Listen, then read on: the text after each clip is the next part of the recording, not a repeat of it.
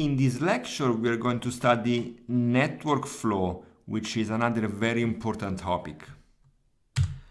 Let us begin with a definition of a flow network. A flow network is a directed graph G with vertices V and edges E, which has two special nodes, S and T, and a function C, which maps a number to every directed edge UV, and this number is positive. S is called the source, T is called the sink, and the output of the function is the capacity of the edge. So C is the capacity function. For example, you have a graph like this, and the capacities are as written here. And these are always positive. What we want to find in this graph, in this network, is a flow. What is a flow? A flow is a map from pairs of nodes to integers or real numbers, which satisfies the following things. Intuitively, is going to represent the amount of flow that can pass from the source to the sink. Okay, you can think of water in canals, water in pipes, and F is the flow of the water. So the properties of the water are what? One property is Q symmetry. This is more like a convention. So we define F on UV to be equal to minus F VU. Okay, so if I change the direction of the edge, then the flow flips. Okay, so if there is a flow of 5 from A to B, then we call it a flow of minus 5 from B to A. The flow has to be at most the capacity. Okay, so if a pipe can only hold a flow of 5, you cannot put a flow bigger than 5. And also the water doesn't disappear. Okay, so you have conservation of flows. Okay, so for this, it's useful to introduce a notation where we define the flow on from a set of nodes to another set of nodes. So if F from set X to set Y is just the sum of the flows F of xy, where little x is in the big set X and little y is in a big set Y. Okay, and now I can define conservation of flows as asking that the flow from a single node U to the entire rest of the graph V is 0. Okay, for every node which is not the source or the sink. Okay. The value of the flow F is written with absolute signs F and can be defined as the flow from S to V. And we will see later that in fact you can define it in other ways. And again, this represents the amount of flow passing from the source to the sink. Here is an example of a flow network with a flow. So these two numbers are the flow and then the capacity of the edge.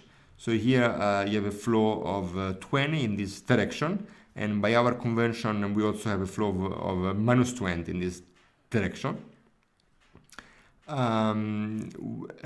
have a flow of 0 here, flow of 20 out of 30, 20 out of 40, and so on. We have flow conservation because we have 20 entering here, 20 leaving, 20 entering here, and 20 leaving. The value of the flow would be the sum of the flows that leave S. Okay, so you have 20 here. The value of the flow is 20. The maximum flow problem is the problem of computing a flow on a given network graph G, given S T, and also given a capacity function C, so that the value of the flow is maximum. This problem actually has a quite surprising range of applications. It has found applications in railway traffic, food supply, airline scheduling, image segmentation, baseball elimination. It is one of the most powerful things that we can do in algorithms, and it is somewhat of a surprise that actually can be done efficiently, but it can.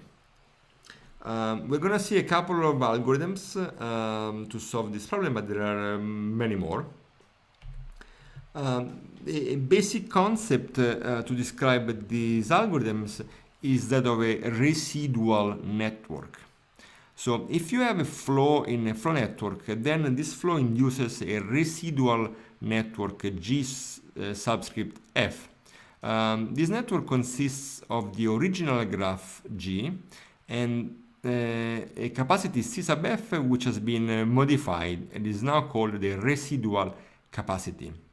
So for every edge which is in the graph, either as original specified or possibly reversed. Okay, this is kind of like a technicality, but so for every edge UV such that either UV or VU is in the graph, you're going to set the capacity, the residual capacity with respect to a flow F of UV to be the original capacity minus the value of the flow. Okay? And this is a quantity which is bigger than 0 because the flow is always less than the capacity.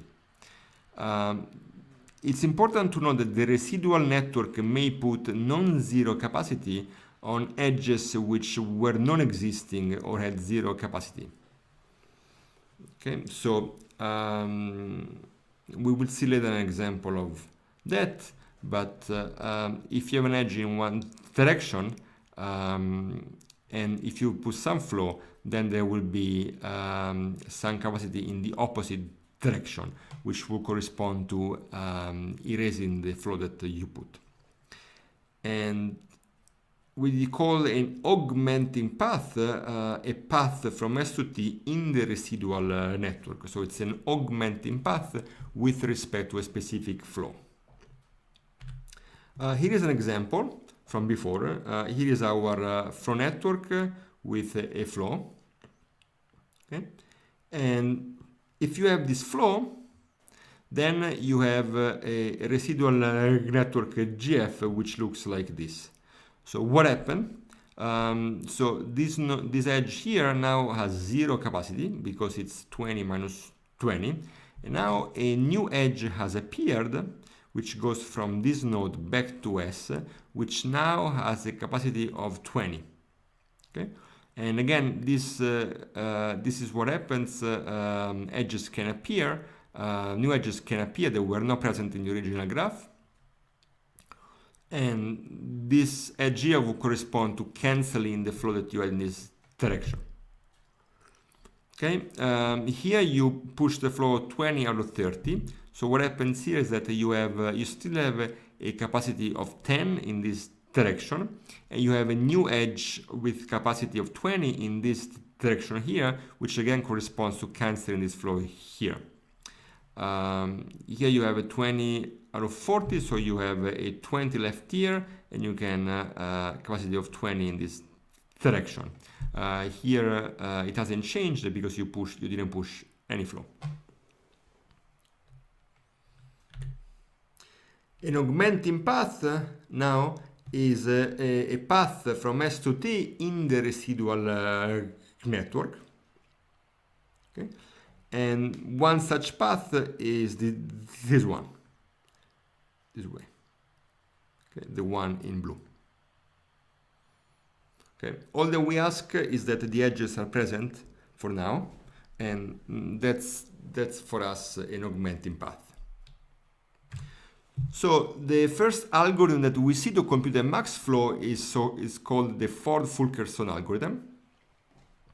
And it simply keeps finding an augmenting path and augmenting the flow along the path. So how does it work? So what we are given is a flow network G. We are given S, the source, the sink T, and we are given a capacity function C. And we start with the empty flow, or 0, which you can verify is a flow. You don't put any water. And then you're going to repeat as long as there is an augmented path in the flow net, in the residual network, GF. Okay, so if you have an augmenting path P in the residual network GF, then what you do, you're gonna find the minimum along this path of the capacity of the edge.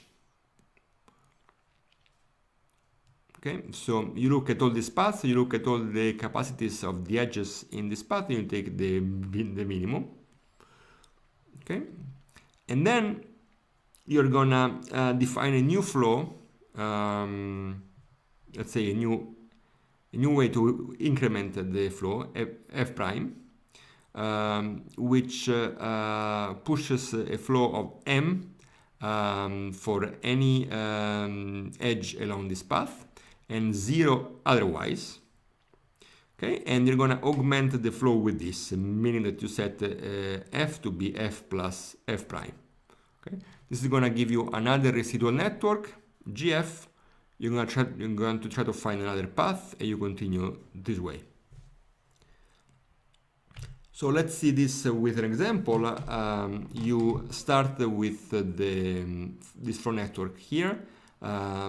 You start with a flow of 0, and you have this residual network here, which is basically the original graph. Okay, and you're gonna find now a path, an augmenting path in this network. Okay, an augmenting path is this one here, 20, 30, and 40 are the capacities. So if you take the minimum of these things, it will be 20. So we're now going to push 20 along this path. This gives another flow, this flow here, which has a value of 20. It has 20 flow here, 20 goes down and 20 goes this way. It has another residual network here. Okay, and we're going to look for an augmenting path in this network now.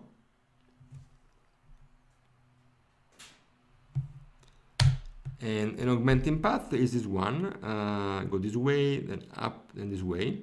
The minimum here is again 20 for this edge here.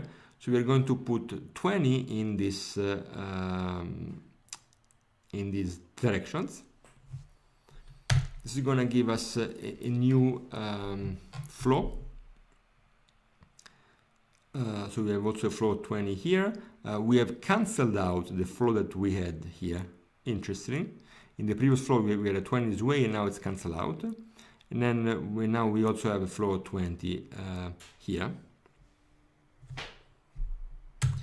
Now we again look for an augmenting path. We find this this path here. The minimum here is 20, so we can push the flow. We have another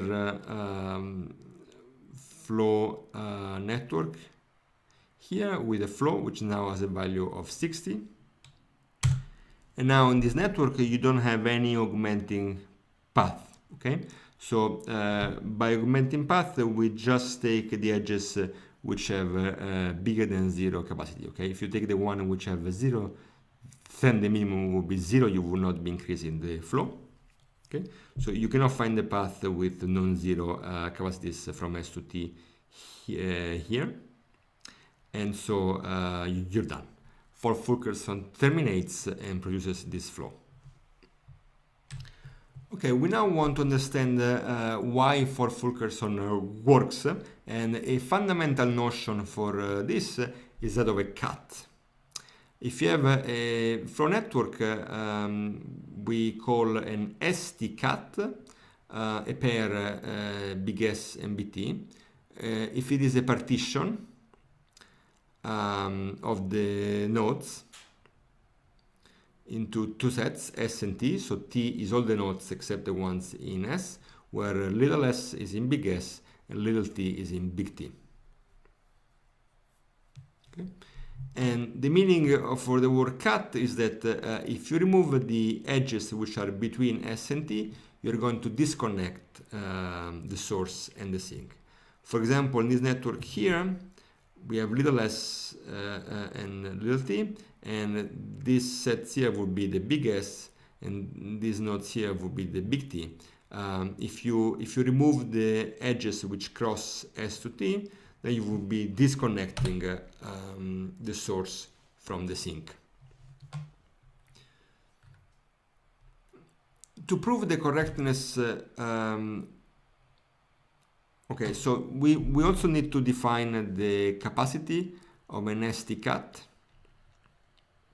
So the capacity of an ST cut is denoted by C of ST, and is the sum over every node U in S and every node V in T of C of UV, the capacity of the edge from U to V. So for example, in this cut here, you would have as capacities this capacity plus this capacity plus this capacity, which would be 40 plus 30 plus 40, 110.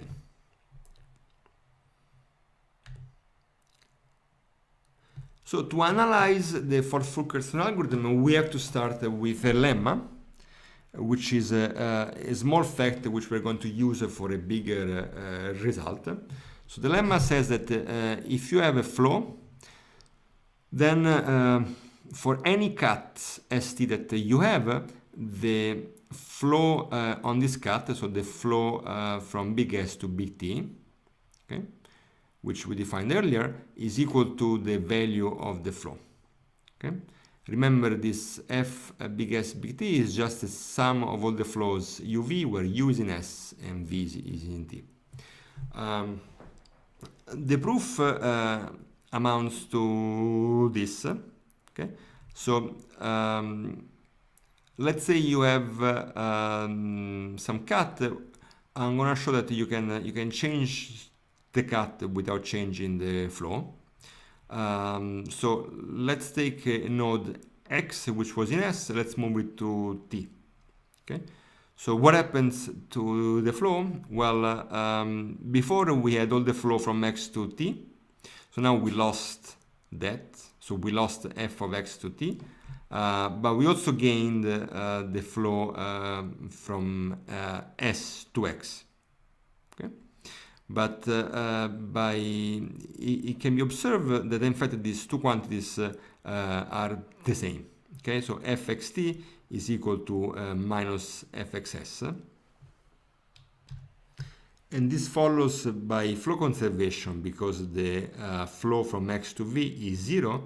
The flow from X to V can be written as the flow from X to T plus the flow from X to S. With this lemma in our hands, we can now prove a fundamental result from which the correctness of Ford-Fulkerson follows. The fundamental result is known as the max flow min cut theorem. And it says that the following three conditions are equivalent, okay, in a flow network for a given flow F. First condition is that the value of the flow is maximum. The second condition is that the residual network associated with F has no augmenting paths. And the third condition is that the value of the flow is equal to the capacity of a cut ST for some cut ST. Okay, if I prove this theorem, then the correctness of Ford-Fulkerson follows, because Ford-Fulkerson only stops when the residual network has no augmenting paths, and this theorem is saying that when that happens, flow is maximum. To prove the theorem, we are going to show that first condition implies the second implies the third, and the third implies 1. So 1 implies 2, okay? Because well, I mean, if the residual network had an augmenting path, then I could increase the flow, and the flow wouldn't be maximum. Let us see why 2 implies 3. So if the residual network has no augmenting path, then the value of the flow is equal to the capacity of some cut. Well, if you give me a flow, I can define the cut as follows. I will pick as S the vertices which are reachable from the source in the residual network. Okay. T does not belong to S because there is no augmenting path. Okay, so ST is a valid cut. And by the previous lemma which we just discussed, the value of the flow would be the value of the flow on this cut ST. Now the final observation is that for each edge UV, you must have that the flow on this edge is equal to the capacity of the edge. And that's because otherwise V would be in S, okay? Because we put everything that was reachable in the residual network. So if the flow is less than the capacity, you would have the edge from U to V in the residual network, and V would be in S by definition. Finally, we can remark Y3 implies 1. We can say that if the flow is not maximum, then you can have a better flow, of course. But by the previous lemma, again, you will also have a better flow on the specific cut ST. And this would violate the capacity constraints because the value of the flow on a cut can be at most the capacity of the cut. Let's now analyze the running time of Ford-Fulkerson. We can assume that all the capacities are integers. What happens in each iteration is that we find an augmenting path, and this takes time order of the number of edges in the graph. And then we augment the flow by that path, and this is going to increment the value of the flow by at least 1. So a simple bound on the running time then would be order of the number of edges times the maximum value of the flow. And is this the best bound that you can have? And the answer is yes, as can be seen by an example like this. So the maximum flow that you can have is very large. You can put a lot of flow here and a lot of flow here, but Ford-Fulkerson may find augmenting paths which always go through this middle edge here, which has a very low capacity. And so so it's going to increment the flow by only 1 each time, and it needs to get all the way essentially to this. Okay, this is going to give you a bound of this type. So the way in which the algorithm would look like is something like this. You will first push a flow of 1 here on this path. This is going to give you this other residual network. There is 9,928 units left in this direction and only 1 here. So what it's going to do next is going to find this augmenting path here. The minimum capacity is 1. So it's just going to push one unit of flow here. And again, now it's going to push 1 unit of flow this way. And then it's going to push 1 unit of flow this way, and so on. So this example shows that this bound is actually tight.